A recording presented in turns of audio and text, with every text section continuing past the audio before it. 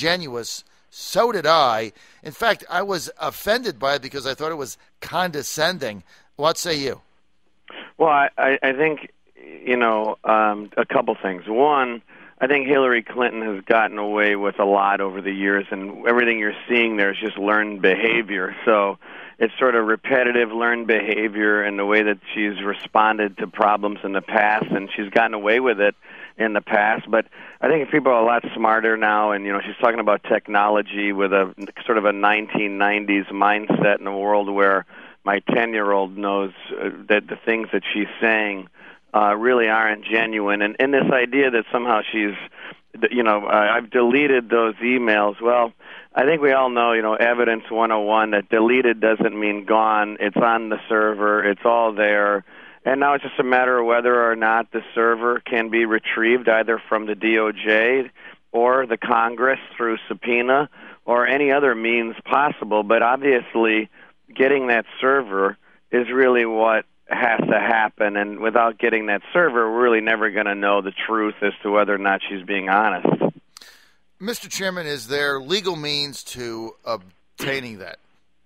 Well, that's just the question. It's the standing authority to issue a subpoena, and, I know the Associated Press just filed a lawsuit, and I think that the reason they filed their lawsuit so quickly was that they wanted to make sure that they could get an evidence preservation letter off to the Department of State and Hillary Clinton. And I know that Trey Gowdy is looking at options, although it's questionable as to whether or not his committee has subpoena power. The Congress has subpoena power, theoretically. What I can tell you is, without giving you a conclusion, is that multiple places and multiple authorities that would have subpoena power in certain conditions are all looking at whether or not they can actually issue a subpoena to get that server. How damaging, Mr. Chairman, do you think this is to Hillary Clinton's presidential aspirations? Yeah, I think it's very bad. And the reason is for what a lot of people have said, and I'm sure you've opined on it too, John. The reason, number one, it's bad because it's wrong what she did. That's the first thing. Number two, it could be criminal, given the fact that there were open records requests already on file, and then she destroyed records during the request period.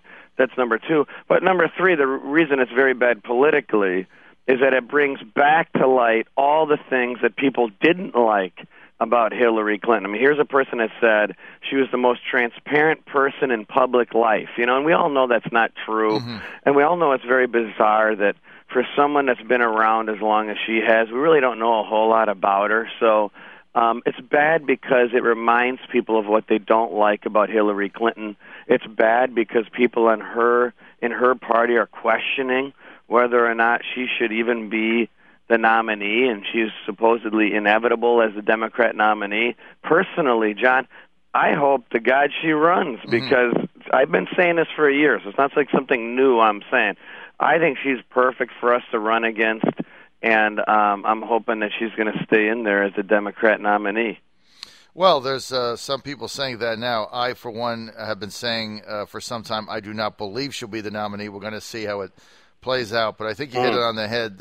What she did in this press conference, these emails, I think it's so damaging, Mr. Chairman, because it really conjures up everything you didn't like about the Clintons, just all kind of, stirs it up again. I think it's really going to hurt her. Yeah, no, I agree with you. And the thing is, it's not done. And there's other issues. We haven't even gone back to the issue of raising this money from these countries that are harboring terrorists, that are abusing women. She's supposed to be fighting for this war on women when actually she's taking in millions of dollars from countries that abuse women, kill women. There are lots of accounts of what's happening to women across the ocean, and she's taking money from them. And by the way, she doesn't actually pay women the same amount that she pays men in her office. So obviously there's a lot more, and that's the one thing about Hillary Clinton and running against her, is that it's never ending. And that's okay. That's what she's going to have to run on, and we're going to point it out to people every single day that we can. Mr. Chairman, being one of the people of many, as you know, that followed the nominating process in 2008, 2012. It was very drawn out, especially the 2012 where we were in Tampa in September or something. It was, or the end of August. I mean, it was just too far in. Mitt Romney didn't have any money to spend during the summer because he was not officially the nominee, so he couldn't access pieces of it. Can you quickly walk our audience through the changes that you've made and how this nominating process will play out now? What's going to be different? Well, for one thing, if everyone can kind of think in their minds, we had about a 6-month slice and dice festival in our party in 2012. Went from January 1 through actually the middle of June. Right. And then we had a convention at the end of August, September. What we've done first is move the convention back to mid-July, 7 weeks sooner, which means it'll be the earliest convention since 1980. That acts as a compression on the calendar, squeezing the back end in towards April and March. And so we have got a February 1st start date. We've put severe penalties in place for states that try to move into January. That's not going to happen.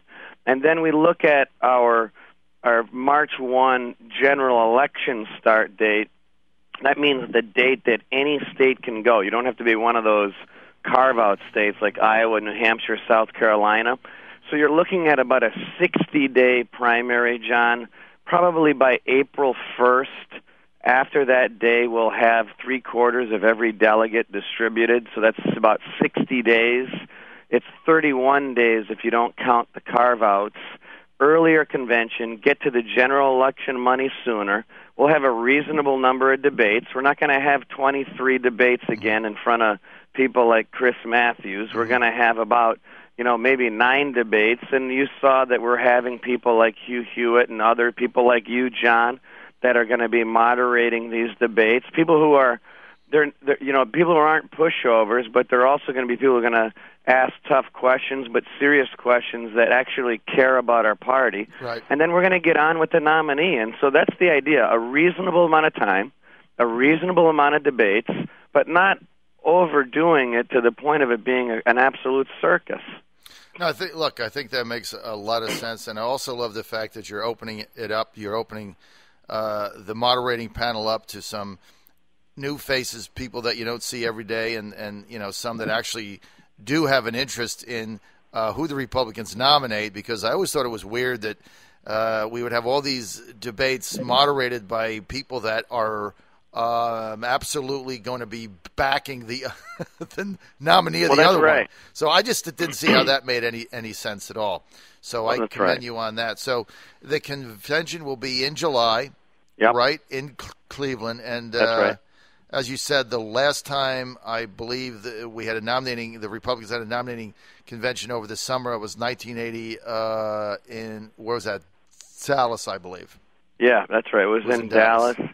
And but I think it's going to be better for our party. We've gotten to a point here at the RNC. People believe that we take positions in primaries. We don't do that.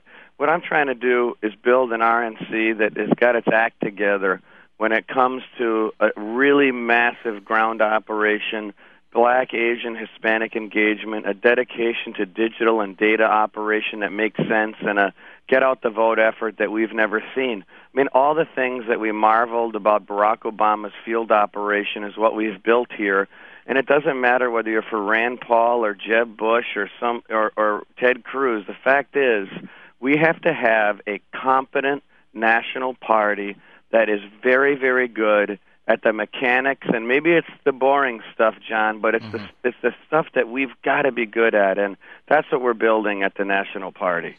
When, after the defeat in 2012, you did what you called an autopsy on what exactly happened, and I know we've already gone over a lot of things that came out with that, but if you could just share with our audience, final question, Reince, is what is the one thing that came from that autopsy that you've done that you think is going to be the biggest changer? Well, I think it's the dedication to the data mining, and so it's the matter of knowing every single thing about every single voter in America, what they buy, what they don't buy, what car they drive, how much money they make, how many kids they have, and then marrying that data through proper analytics that can target the right voters on the days leading up to the election and make sure that we're winning the early vote, we're winning the absentee ballot vote, and we're targeting people the smart way, the right way, and that we're also hitting our numbers with a massive field operation to win the vote. That's what it's all about here. It's about winning the election. That's what we're here for, and that's what we've done, and I think it's the dedication to those mechanics that'll make the biggest difference in 2016. All right, it's going to be the final word. We want to thank Chairman of the Republican National Committee, Reince Priebus, for being with us. And just saying, if you want to send me that invitation to be a moderator of one of your Republican debates, I'll be happy to accept anytime, any place. Hey, thank you, John. You'd be great, and it's in the mail. All right. Thank you, Mr. All right. Thank you, Chairman. sir. Thanks for being with us.